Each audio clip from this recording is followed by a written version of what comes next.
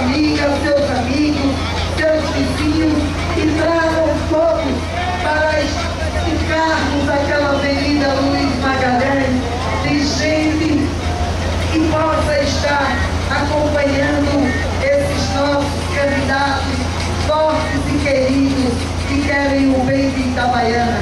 Haverá carro para todos os pontuados, os carros vão passar nos respectivos pontos e vocês venham caminhar conosco e fortalecer este agrupamento que quer o bem de Itabaiana, que quer uma Itabaiana forte, que quer uma Itabaiana bem cuidada. Boa noite a todos e até amanhã à noite.